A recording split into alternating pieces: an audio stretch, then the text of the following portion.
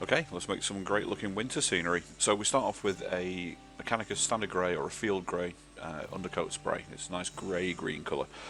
Then a nice mid-grey to dry brush. We're not going to do too many steps here, just 2 dry brushing steps, so we're going to go straight from this one to that one.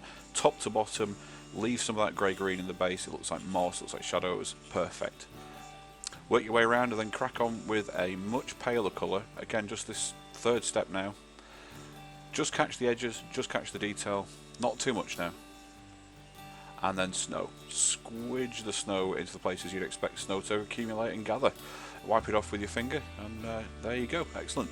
Try not to get too much all over yourself, it's not too bad, but try and avoid it.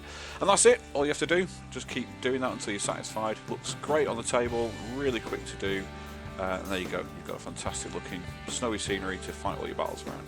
Cheers guys, bye.